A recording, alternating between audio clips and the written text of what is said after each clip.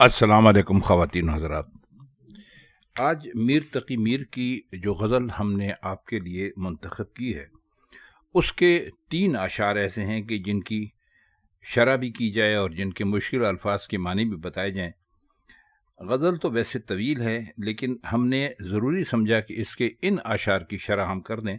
اگر comment section میں آپ میں سے کچھ لوگ چاہیں گے ہمیں بتانا تو ہم ان کے باقی اشعار کی شرح بھی کر دیں گے، لیکن ہمارے خیال میں ان 3 اشعار کی شرح کرنے سے یہ پوری غزل آپ کی سمجھ میں آ جائے گی.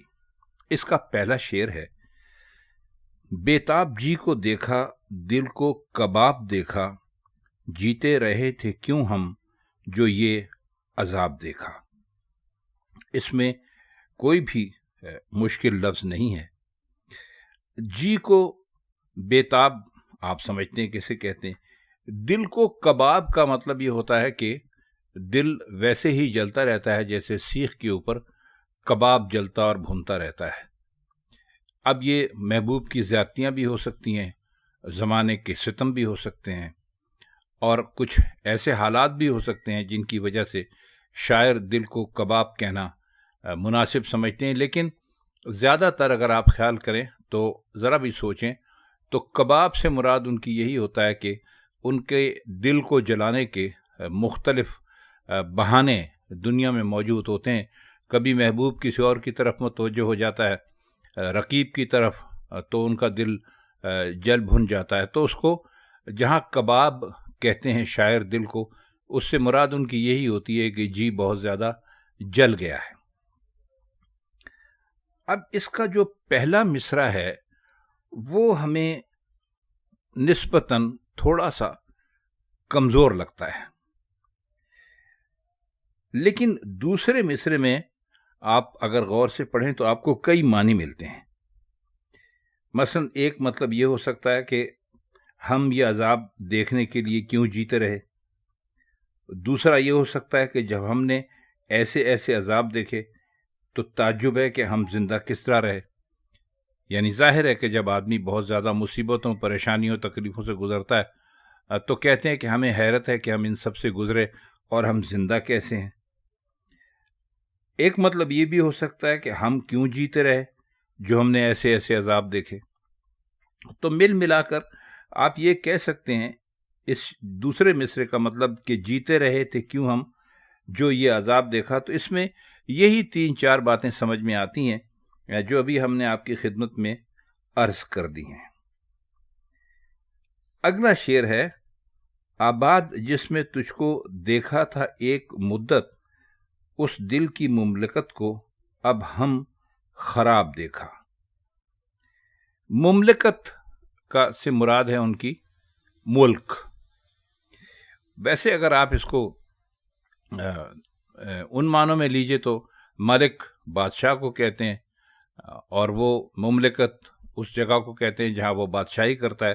لیکن عموماً ملکوں کو مملکت ہی کہا جاتا ہے، چاہے وہاں ڈیموکریسی یا جمہوریت ہی کچھ نہ ہو. تو یہ نام آپ مملکت سے کبھی آپ دھوکہ نہ کھائیں. اب تو خیر دنیا میں مملکتیں رہ ہی کتنی گئی ہیں، لیکن پھر بھی مملکت کا لفظ آپ ملک کے لیے استعمال کر سکتے ہیں. اب اس شعر میں ایک عجیب ایمبیگیوٹی ہے یا ابہام ہے. ایک مطلب تو یہ ہے کہ معشوق ایک مدت سے دل میں آباد تھا، یعنی اس نے دل میں گھر کر لیا تھا. دل میں گھر کرنے کا مطلب یہ ہوتا ہے کہ کوئی آپ کے دل میں رہنے لگے. اب دل ویران ہے تو اس کی کیا وجہ ہو سکتی ہے؟ یعنی معشوق دل سے نکل گیا ہے، اور مطلب یہ بھی ہو سکتا ہے کہ اب عاشق کے دل میں معشوق کی محبت نہیں رہی، اور یہ بھی ہو سکتا ہے کہ معشوق نے دل میں گھر بنا کر دل کو برباد کر دیا. تو ایسا بھی ہوتا ہے بعض اوقات. شاید انہوں نے مثال ایسی دی کہ بعض گھر ایسا ہوتا ہے کہ لوگ کہتے ہیں کہ بختاور ہے، بہت مبارک ہے، بعض لوگ کہتے ہیں کہ منحوس ہے. کہتے ہیں کہ جی فلاں جب سے اس گھر میں آ کر رہا یہ گھر، اس میں سے رونق اور برکت ختم ہو گئی وغیرہ. تو میر کے زمانے میں بھی یقیناً یہ باتیں ہوتی ہوں گی، اسی لیے میر صاحب نے اس کو اس طرح استعمال کیا ہے. اور اب دل برباد ہو گیا اس لیے کہ معشوق اس میں نہیں، یعنی معشوق نے دل کو آباد کر رکھا تھا، جب معشوق دل میں سے نکل گیا تو دل برباد ہو گیا، یعنی معشوق نے ہمیں چھوڑ دیا، یا پھر ہمارے دل میں عشق کا حوصلہ ہی نہیں رہا۔ اب جس اور اس سے یہ بھی خیال ہوتا ہے کہ کسی اور کے دل کی بات ہو رہی ہے، اور دل کی سخت جانی کی طرف بھی اشارہ ہو سکتا ہے، کیونکہ دل ایک مدت تک آباد رہا اور اب جا کر ویران ہوا۔ تو آپ اس کو اس طرح سے بھی لے سکتے ہیں کہ وہ اپنے محبوب کے 3-4 چیزیں ہیں جو بھی ہم نے آپ کی خدمت میں پیش کی ہیں، کہ محبوب کا دل میں نہ رہنا، محبوب کا آنا اور دل کو برباد کر دینا، اور یا کہ محبوب کو انہوں نے خود ہی اپنے دل میں نہیں رکھا اور محبوب کی محبت اپنے دل سے نکال دی، تو کچھ بھی۔ تو اب اس میں دل کی مملکت کو اب ہم خراب دیکھا کا مطلب یہ ہے، خراب دیکھنے کا مطلب ہے ویران ہو جانا، اجڑا ہوا ہونا۔ اب اس کا آخری شعر ہے، لیتے ہی نام اس کا سوتے سے چونک اٹھے ہو، ہے خیر میر صاحب کچھ تم نے خواب دیکھا۔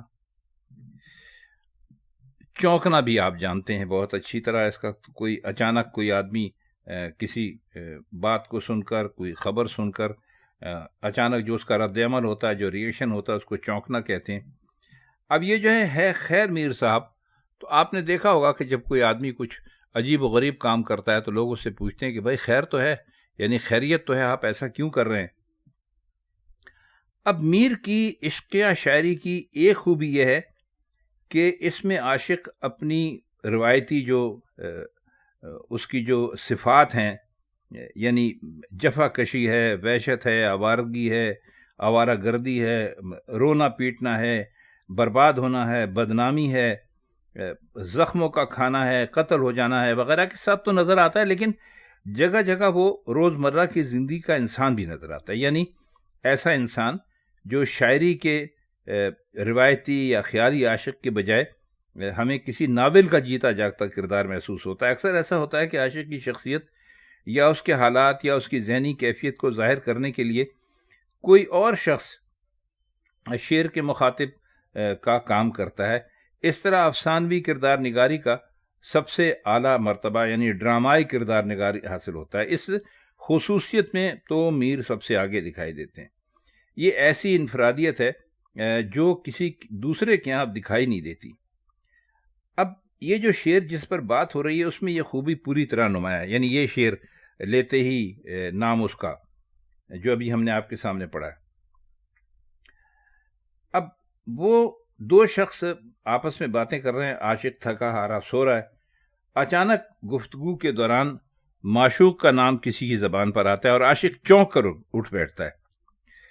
اب اس چونکنے پر جو رد عمل ہے، جو ریئیکشن ہے، وہ بھی انتہائی سچا ہے۔ گفتگو کرنے والے سمجھتے ہیں، یا اگر نہیں سمجھتے، ان کو سارا قصہ پتہ ہے، تو ایسا ظاہر کرنے کی کوشش کرتے ہیں کہ وہ کچھ نہیں سمجھتے، کہ عاشق نے کوئی پریشان کرنے والا خواب دیکھا ہے۔ لیکن دوسرے مرحلے میں، دوسرے مصرے میں جو مکالمہ ہے وہ اپنی جگہ پہ بہت اچھا آیا کہ ہے خیر میر صاحب کچھ تم نے خواب دیکھا۔ پھر کچھ دوسرے اشارے بھی دیکھیے، عاشق کی نیند کچی ہے، نیند میں بھی اسے معشوق کا خیال رہتا ہے۔ عاشق کی زندگی ایک ڈراؤنے خواب کی طرح ہے، وہ ٹھیک سے سو بھی نہیں پاتا۔ بہت اعلیٰ شعر کہا ہے میر صاحب نے۔ عاشق کے کردار کی افسانوی ڈرامائیت اس کے اندر بے پناہ پائی جاتی۔ ایک امکان یہ بھی ہو سکتا ہے کہ معشوق کا نام خود میر کی زبان پر سوتے میں آیا ہو اور نام لیتے ہی اس کی نیند ٹوٹ گئی ہو۔ ایسی صورت میں تو ایک نئی طرح کا مکالمہ پیدا ہو جاتا ہے کہ شاعر خود کو ایک غیر شخص فرض کرتا ہے اور میر کوئی دوسرا شخص ہے۔ تو یہ مختصر سی غزل تھی، اس کے 3 اشعار تھے جن کے معنی ہم نے آپ کی خدمت میں پیش کیے۔ اس میں کوئی خاص مشکل الفاظ تو تھے نہیں۔ آپ سے درخواست ہے کہ جب آپ یہ لیکچر سنا کریں تو ہمارے چینل کو لائک اور سبسکرائب ضرور کر دیا کیجیے۔ تو بس آج کے لیے اتنا ہی۔ آپ سے انشاءاللہ میر کی کسی اور غزل کے ساتھ کسی اور محفل میں پھر ملاقات ہوگی۔ تب تک کے لیے ہم چاہتے ہیں آپ سے اجازت۔ اللہ حافظ۔